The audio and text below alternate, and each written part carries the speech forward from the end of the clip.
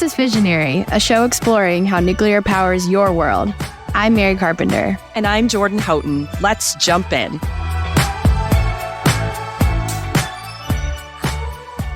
Welcome to today's episode of Visionary. We have a really interesting guest today. I think today's conversation is a little bit wonkier because we really dive into policy around nuclear, and not just in the US, but around the world. So it's a really interesting conversation.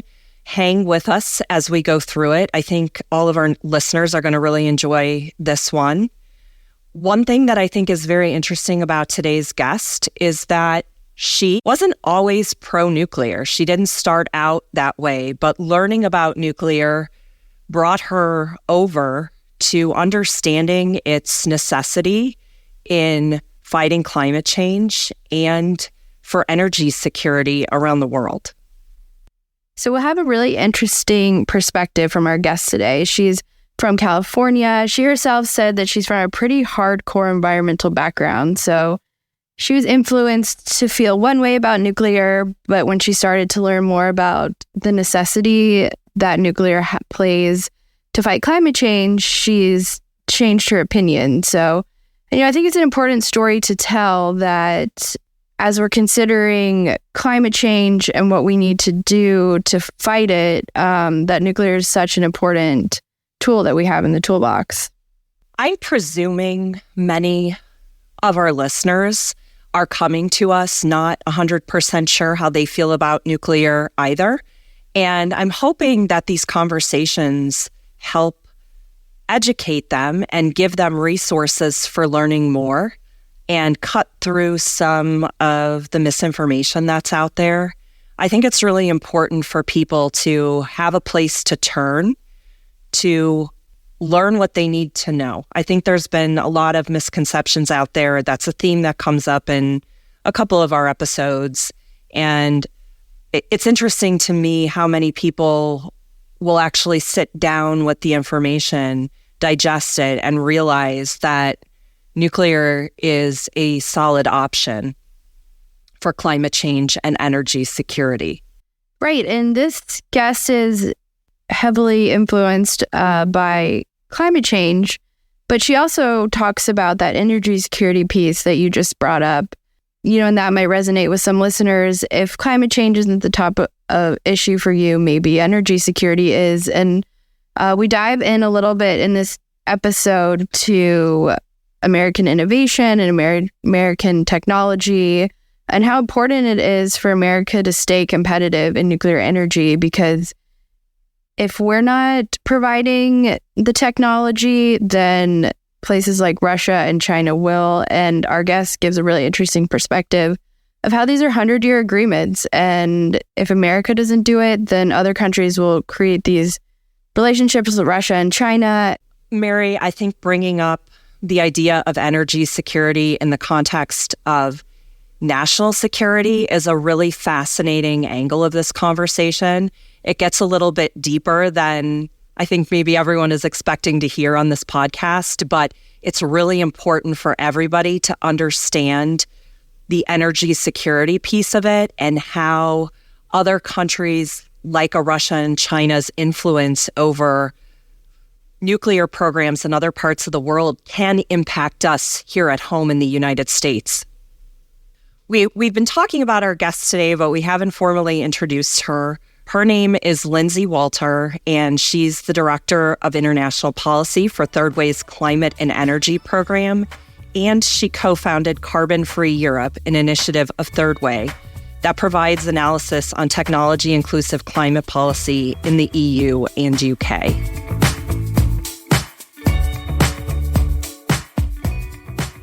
We are so excited to have Lindsey Walter joining us today. Lindsey is the Director of International Policy for Third Way's Climate and Energy Program, and she co-founded Carbon Free Europe, an initiative of Third Way's that provides analysis on technology-inclusive climate policy in the EU and UK. Lindsey, thanks so much for joining us. Thanks for having me.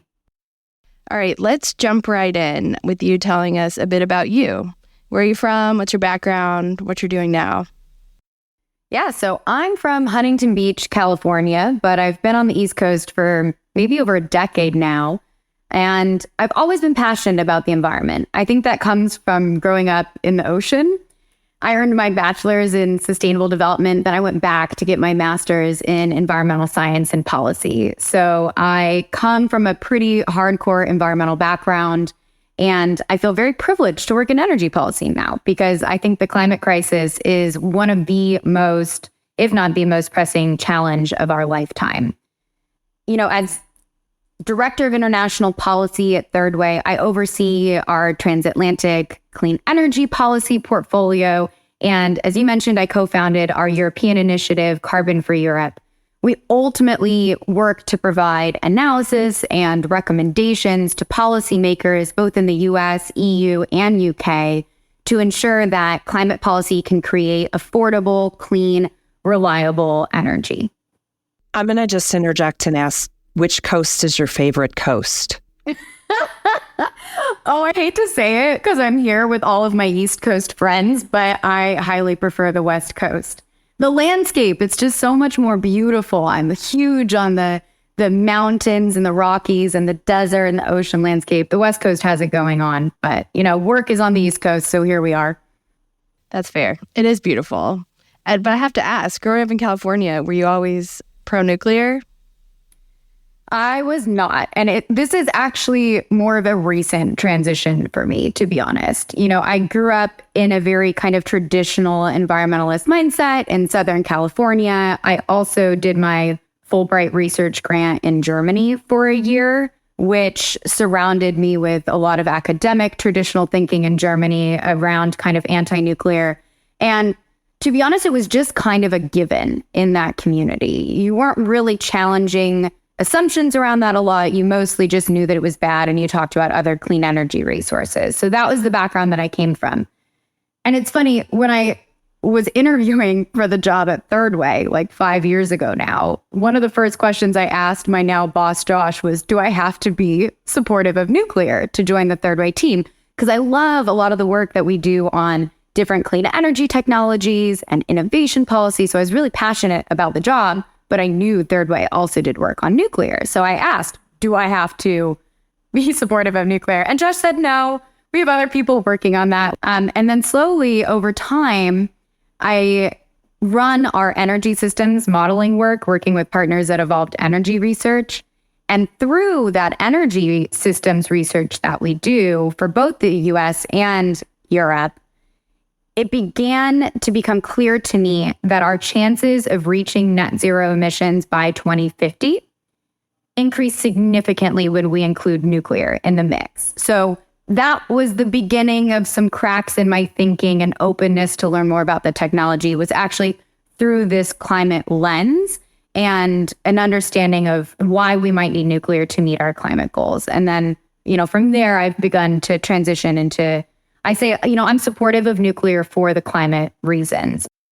Do you think that your friends and family and people back in California or people you worked with in Germany, do you feel like they're having a similar change in perspective? I have seen a shift in thinking around nuclear energy, both in my personal life. My family is now supportive of nuclear energy, and we've seen that a lot in California. They were going to shut down a nuclear power plant in California, and that became a big conversation where folks in my life from back home suddenly became supportive of that specific nuclear power plant to provide clean energy to California. But I've also seen it in a lot of the public opinion polling that we do at Third Way. We actually just did a project that looked at public opinion around nuclear energy in 5 different countries. And there was an overwhelming amount of support, more than 50% in each of those countries, including in Germany, which we included as part of the study. And one of the findings that I found most interesting was we looked at different categories and groups of people, and we looked at an environmentalist category. And actually, there's overwhelming support for nuclear within that category, which I found really interesting. It made me feel like maybe I'm not so alone, and there's other environmentalists that are coming around to nuclear for the same reasons that I did. When you're talking about nuclear needing to be a part of the solution to meet decarbonization climate goals, Why is that? What is the issue with pathways that don't include nuclear? So there's a couple things that nuclear can do to ensure our best chance of reaching our climate goals. The first one is that nuclear can provide firm, dispatchable power, which just means that it can provide energy when you need it, and it can make sure that that energy is stable and reliable. So this becomes really beneficial in balancing out the intermittency of renewables. Nuclear energy can ensure that even with, 70+% of renewables on the grid, renewables are the workhorse of the transition, but you need to find a way to balance that out so we can turn our lights on when we need to turn the lights on. And that's where nuclear energy can be a really valuable asset in the grid. And we look at scenarios that say, okay, what would it take to do it with just wind and solar and energy storage, right? Can it be done when you take nuclear out of the equation? And the models always find a way to make it work. That's what they do. But then when you look at what would need to happen in practicality, it begins to look really unrealistic. You have to build out wind and solar at more than twice the rates that we've ever achieved historically. You need to use an incredible amount of land use, of raw materials, of workforce, clean energy supply chains that we don't currently have and need to scale up rapidly. And you would need to overbuild wind and solar such an incredible amount because of their intermittency issues that it becomes very, very expensive. So for example, the study that we did for the EU, if you take nuclear out of the equation, it would cost 80 billion euros more a year by 2050 versus a scenario that does include nuclear energy. So the ability to have a balancing resource on the grid is really important. And then there are other areas of the economy that nuclear can help decarbonize. Areas like steel making, chemicals, cement, industries that require really high temperature heat and really dense energy resources where electrification just doesn't cut it. And you need something like nuclear or another, perhaps hydrogen, that can help provide high temperature, reliable heat for industrial processes. So there's these we call them hard to abate sectors, which some folks hate, but more challenging sectors of the economy to decarbonize where nuclear can play a very important role. I'm so glad you brought that up because we're seeing so many exciting announcements. You mentioned steel. Was the Dow Next Energy announcement. There's movement happening in these different industries that need to decarbonize, and they're realizing that nuclear is such a good option for them. What do you see as kind of the most exciting space and industry for that to happen in? I actually was visiting a steel facility in Remscheid, Germany last week, which was super fascinating for me. And right now they run on natural gas, but they need hydrogen to replace natural gas to be that clean energy resource to decarbonize their steelmaking. And they provide steel for things like wind turbines. So it's all part of this broader kind of clean energy supply chain. And the problem that they're struggling with is hydrogen currently costs 5 times the amount of natural gas. So this is one application that I think is very fascinating for nuclear energy. Maybe you use the nuclear energy directly for decarbonizing an industry, but you could also use the nuclear energy to create hydrogen through a process called high temperature electrolysis. And then you can use that hydrogen in some of these industries as well. So that's one area that I think is a fascinating application for nuclear that right now is lacking with other clean energies. So we've talked a little bit about diversified industries adopting nuclear, getting interested in ways that they can use nuclear through hydrogen and other applications. I'm wondering if you can talk a little bit about what else you're seeing in this space. Yeah, I talked a lot about where nuclear can contribute to the grid, to industrial processes, and to hydrogen production. But there's one more I wanted to flag, which is it can also help out with district heating. And that's something we're seeing, for example, in the Czech Republic. They're building a pipeline from one of their nuclear power plants to their district heating system to provide heat for the city that previously was reliant on natural gas. And so there's wonderful opportunities to increase energy security, to ensure affordable heating options, especially in Eastern European countries, where we're seeing creative solutions around nuclear as well. I'm wondering if you can talk about a little bit about energy security and how nuclear comes into play. And I would start by asking you to just talk a little bit about what energy security is and means for listeners who may not have heard that term before. Yeah, we have been relatively privileged the past few decades, especially in the United States with fracking and the availability of natural gas. We haven't had to worry about energy security for quite some time. And energy security means that you have security of supply, that you know that you have the energy to meet your demand, to turn on your lights, to heat your boilers, to run your factories. It also means that you don't have volatile pricing. So you have steady, reliable, predictable energy prices that don't run up your electricity bill or your heating bill in any given month. And with Russia's invasion of Ukraine, it put a spotlight on how vulnerable Europe was to volatile fossil fuel prices. They had a huge reliability on Russian fossil fuels, in particular Russian natural gas. And so now they're going through this process of getting off of Russian natural gas with a combination of diversifying their gas resources.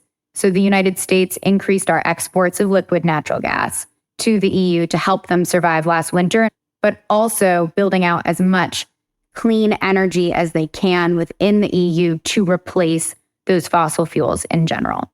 So this conversation around energy security has become really important because we have seen the impact on households, on communities, when you don't have a reliable supply of energy with reliable partners. So where nuclear can help here is it is a resource that can be built within your country. It can meet your energy needs, and it can reduce your dependence on energy imports. And we're seeing this become especially important in Eastern Europe, in countries like Poland, Czech Republic, Romania, countries that are kind of on the front line there, that were previously dependent on Russian fossil fuel imports, now needing alternatives. They do not have incredible high quality wind and solar. They have some, and they're working to maximize what they can get out of their wind and solar resources, but they're more limited than, say, Spain, that has incredible solar energy resources. So they need another option that they can build that can meet their energy needs and that can reduce their dependence on imports. And that is where nuclear energy becomes a really interesting option to increase energy security.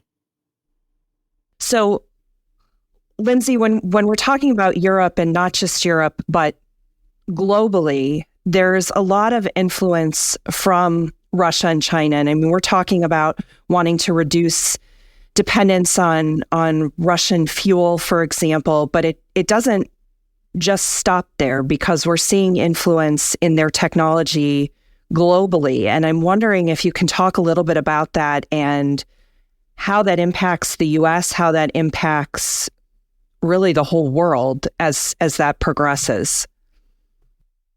Yeah, I'm happy to, because this is a huge consideration for US nuclear energy. Russia and China are more than happy to export reactors to countries all over the world. They will build it, they'll own it, they'll operate it, they provide comprehensive fueling packages, and they are happy to use it as a geopolitical tool. So for the United States, sometimes it's not a question of if nuclear should happen, should nuclear happen. It is happening because Russia and China are moving ahead with it. And, you know, Russia has agreements with over 45 different countries. China has agreements with at least 13. And actually, Russian exports of nuclear increased after their invasion of Ukraine.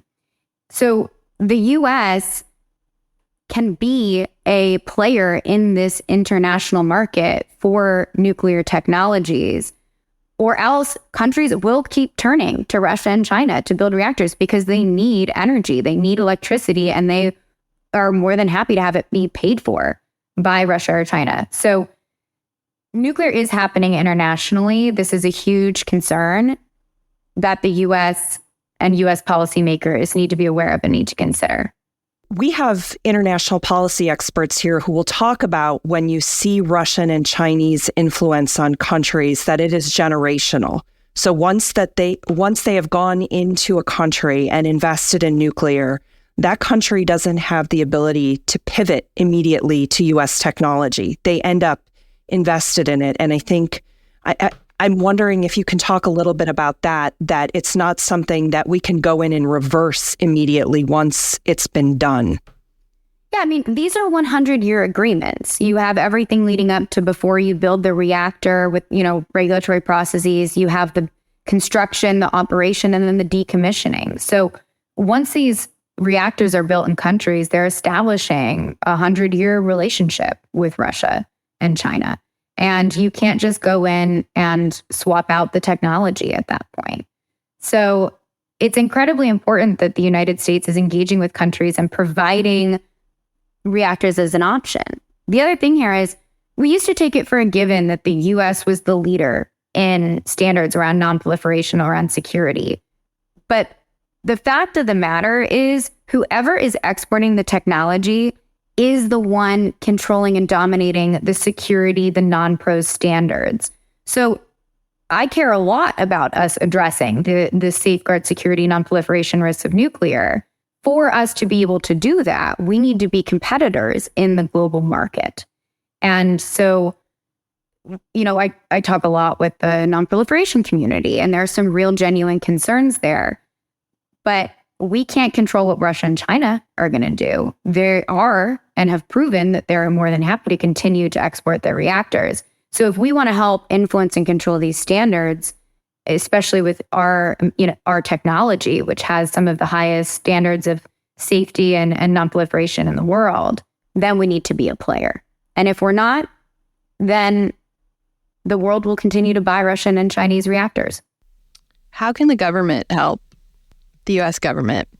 I think this ties back to what I said around export finance and a comprehensive strategy from senior leadership in the U.S. government. We need tangible export finance options for our partners, and they are asking us for those options as well. The U.S. government has accomplished incredible technological feats. So this is something that we can do. It's a matter of prioritizing it and owning our leadership in this space. So we've talked a lot about benefits of nuclear. And over the last year or so, we've seen huge federal and state support for nuclear. What do you think needs to happen next policy-wise in the U.S.? Nuclear is one of the policy issue areas in the U.S. that actually has really strong bipartisan support. I think that people come at it from different perspectives. You see a lot of Democrats supporting nuclear because it can provide clean energy, because it can help us meet our climate goals, and because it can create jobs in their state. And you also see Republicans being supportive of nuclear because a lot of the job economic opportunity that comes around nuclear as well. So, for example, the nuclear power plant being built in Wyoming with TerraPower is replacing a coal power plant. And that is creating jobs in a community that otherwise would have lost those jobs with the coal plant shutting down. So in DC, there is a surprising amount of bipartisan support for nuclear energy. And that's not to say that all the work has been done. There's a few things that still need to happen for these reactors, the next generation of reactors, to become a reality. Namely, we need to secure the fuel supply chain. We were previously planning on using fuel from Russia, which now seems like a very bad option. So we need to create our own domestic fuel supply. We have some, but we need to ramp that up, and we can work with our European partners to do so. We need to accelerate the licensing of different reactor types in order to deploy those technologies quickly. And we also need to figure out a more strategic export strategy and export finance strategy. So those are maybe the three big priorities I would say need to happen at the US federal level. What about in Europe? In Europe, it really depends on the member state. So there are member states like Germany, Austria, Luxembourg that are not pursuing new nuclear technology and don't want it to be part of the conversation. But then you have some member states like Czech Republic, Poland, Romania, you could have Bulgaria, France, that are looking at building new nuclear. And a lot of the hurdles there are very similar. They need to make sure that there are reactors that they can build in a right time frame at the right cost. And that's where international partners like the US could be very supportive. Ultimately, they need these projects to be on time and on budget. Speaking of Europe, I want to hear a bit more about your Carbon-Free Europe initiative. We launched Carbon-Free Europe around 2 years ago now, and we provide research and analysis to policymakers. So we do a lot of that energy systems analysis that I was describing in order to show what policies are necessary to facilitate the transition, what technologies are necessary, how much of those technologies do you need to deploy and when, what is the investment level needed to support them. So we do a lot of analysis and research to support both member states and EU level policy.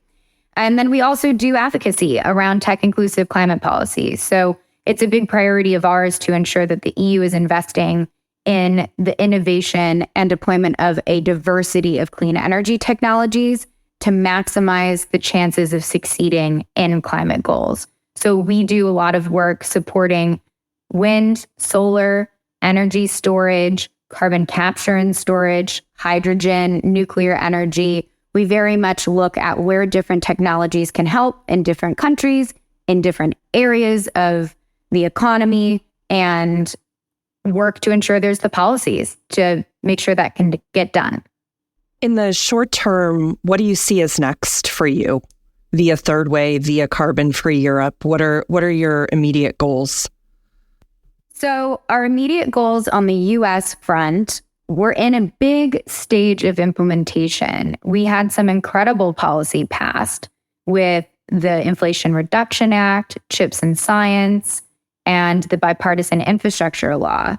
A huge amount of money, of investment in clean energy technologies that can be deployed across the country to spread out the economic and job benefits of creating a clean energy economy. So we're doing a lot of work right now, making sure that that funding is getting out the door, that those programs are being implemented, that the money is getting to the right communities and the right types of projects.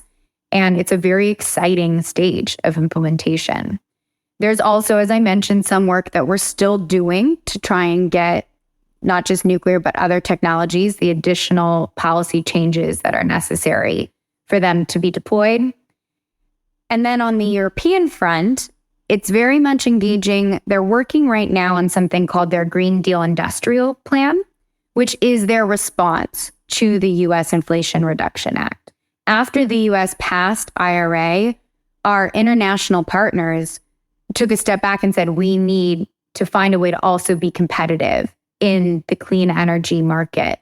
And so we're doing a lot of work right now in Europe, helping advise on the Green Deal Industrial Plan and the different components of that. And then next year, there will be a huge election in Europe. So there's some shifting landscape that will happen in 2024, new political parties, a new mix in the EU Parliament. And that will also be an opportunity to find ways to engage in climate and clean energy policy with a new parliament, with a new kind of EU landscape. So those are some of the main areas. Well, for anyone interested in learning more about the work you're doing at Carbon-Free Europe or what's going on at Third Way, where should they go? they can visit either of our websites at thirdway.org or carbonfreeeurope.org. And they should also feel free to reach out. Email me or my staff. We're always happy to engage and continue the conversation. Please check us out on our website. We also are on Twitter, LinkedIn, all the typical social media. So we should be relatively easy to find. We like to end by asking for you to say what you think the future of nuclear is in one word. Maybe I'll use this as an opportunity to say, I'm definitely pro-nuclear in the sense that I think we need it for climate, but there are real hurdles to making nuclear reality. And I think as we move forward in finding solutions to things like waste, to security, to non-pro, to financing issues, to creating new fueling that is reliable with reliable partners, there's a lot that needs to be done in the nuclear space for nuclear energy to be a part of a clean energy future. I believe these are hurdles that we can overcome, but we need to be really smart and intelligent about them. So that's how I feel about nuclear. It's complicated, and you'll hear me talk about both the pros and the cons and where it fits in the energy system.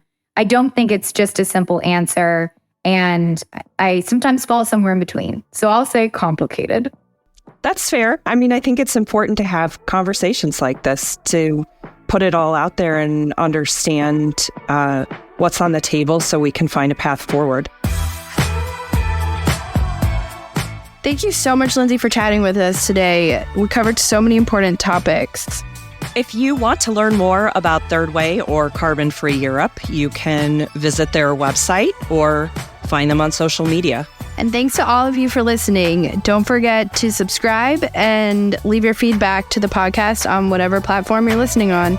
See you next time.